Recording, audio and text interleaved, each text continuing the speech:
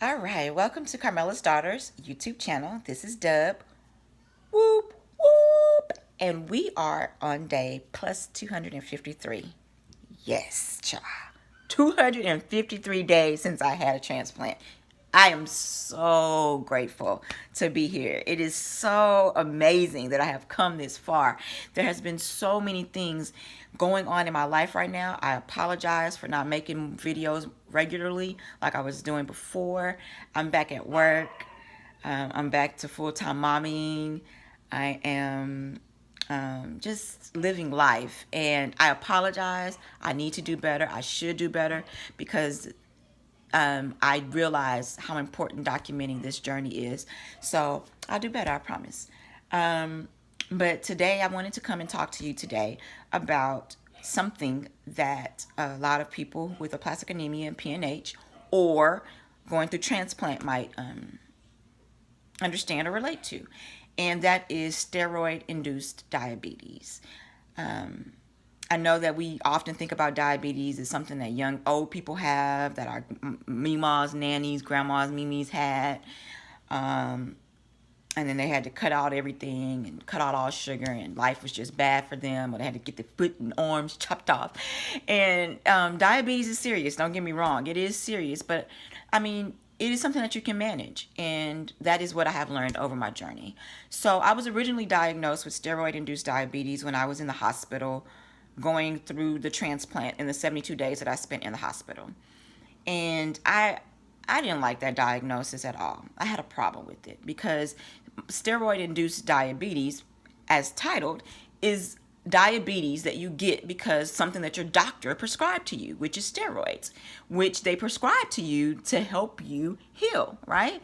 So I was on prednisone off and on for 4 years, on high doses and low doses, but for years I was on steroids. And so now here, you were giving me steroids to make me feel better or to fix this ailment, and now I have diabetes and I have to take insulin and poke myself in the finger every day. Oh yeah, you think I'm gonna take that diagnosis without a problem? I didn't take it well.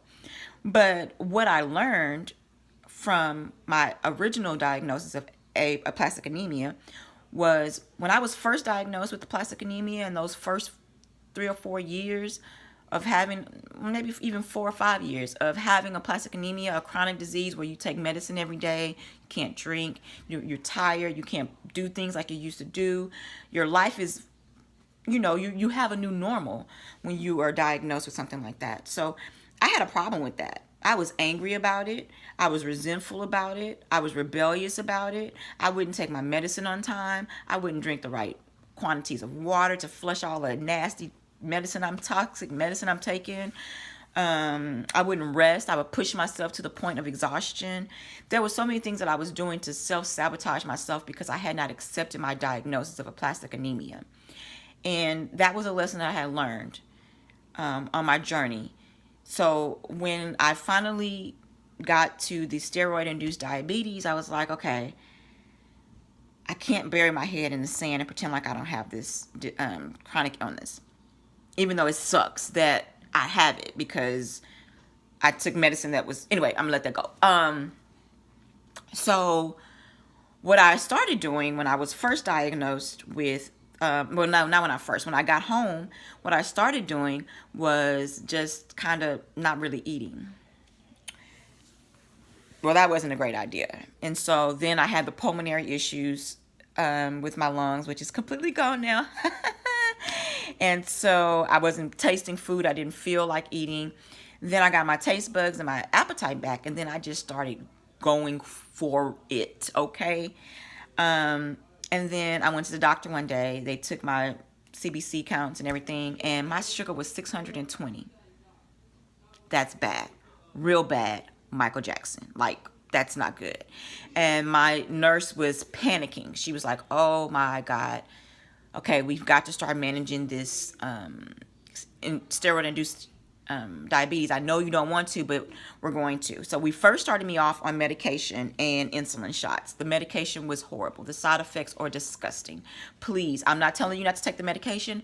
I am telling you to please do your research on the medication, the side effects and how it affects you. And if it's not working for you, talk to your healthcare professionals, because the metformin that they gave me, it just was not working for me. No dosage that we changed it to, none of that. No. So then once I got off of metformin, the medication to help control my diabetes, I decided that I was going to control my diabetes through diet and exercise so that I did not have to take insulin. Taking insulin to me felt like a defeat, like my body was not doing what I was telling it to do. And I know that's not a healthy attitude, but I am a silent competitor, I guess is a good way to put it. Like, I put a lot of pressure on myself to do well. I don't compete with people out there, but on myself, when I want to do something, I pretty much do it. So what I did was I did all kinds of research on the right foods to eat. I went to a heavily plant-based diet and I took out sugars and complex sugars, simple sugars, anything that would possibly raise my insulin, I pretty much was scared to touch. I took out sodas, juice, teas, just about anything that gives you pleasure. Yeah, I took it out. And it was working. I was taking my sugar 3-4 times a day, and I didn't need insulin shots, but I began to lose weight. I went from a healthy 115 to that's more healthy for me. 115 is healthy for me. To like 97 pounds. And when the scale said 97 pounds, I was like, whoa, I'm tripping.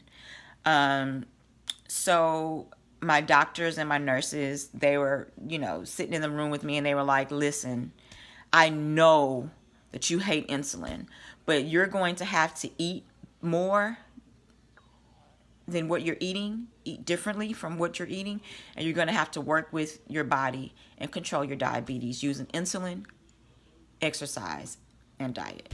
So now that's what I'm doing, and I've started to pick up the weight. I'm back to like maybe 102 pounds now. So slowly but surely the weight is coming back.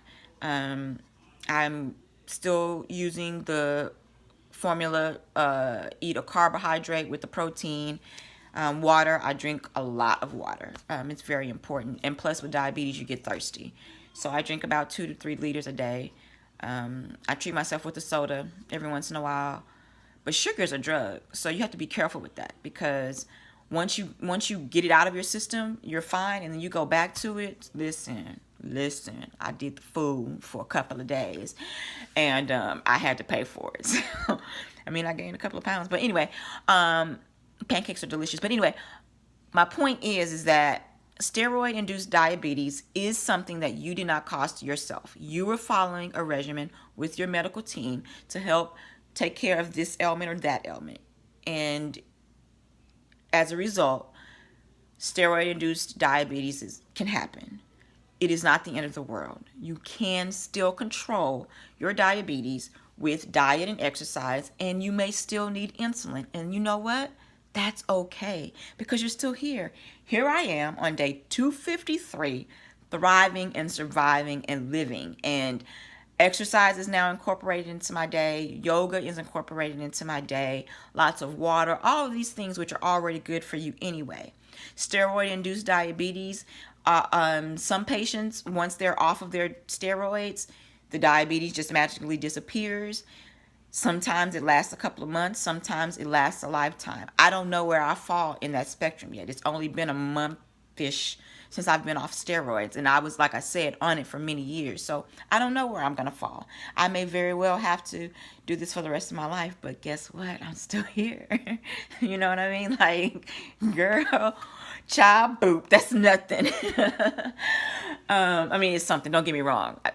I don't mean to minimize the importance of diabetes, but I'm saying diabetes that's controlled versus not knowing if you were going to live another month or two and chemo and all that stuff. Yeah, I'll take diabetes. Give me option B, please.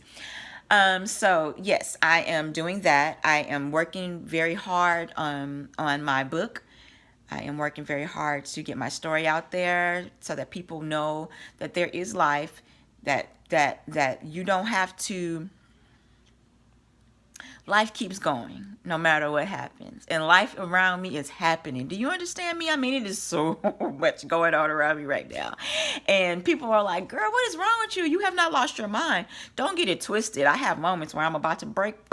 But what I have really been able to do is just be still, you know, and just be grateful. You know, when you've looked death in the eye, a divorce is nothing. Bye, deuces. Blame it on me. Okay. When you've looked death in the eye, work, drama is nothing. Oh, okay, send in an email. Okay, I'll fix it. Whatever. Am I getting paid Friday? Yes. Okay, cool. All right. When you've looked death in the eye, money, drama, stuff like that, that just fades to the background. You're just happy every single day to just be like, girl, I'm here up in this beep, chilling, you know? And I mean, that's just how I've been trying to live it, you know? And I'm very fortunate to be surrounded by some amazing people who keep me grounded and keep me real and keep me on my stuff. So thank you to everybody for everything. And hopefully soon I'll be able to give you more details on my project that I've been working on. I'm very excited about it. It's been my baby for the last couple of months. So yeah, I'm excited about that. To my plastic anemia and PNH warriors, take care of yourself mentally as well as physically. Mental health is just as important as physical health, okay? People think that when you have a chronic illness that, you know, you choose to be sad all the time. And a lot of times you don't. A lot of times, a lot of the medications that you're on, a side effect is depression or mood changes or all of these things. So pay attention to your medications and take care of yourself mentally. You know, don't let yourself get down too far. Go ask for help, find a support group, inbox me, whatever you need to do. But don't sit there and suffer alone, because you don't have to. I did it.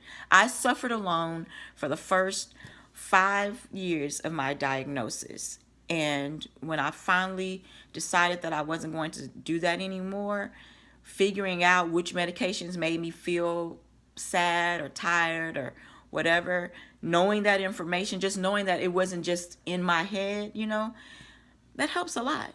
And I'm telling you, do that. Take care of yourself mentally. Don't let anybody tell you that you can just shake it off or snap it up or just fake it till you make it. That's bullshit. Excuse my language, but that's bullshit. Tell them to get a plastic anemia and just fake it till you make it, okay? Tell them I said it. Duh. You know. So I love you guys, and there's nothing you can do about it, and I will see you soon. Love you.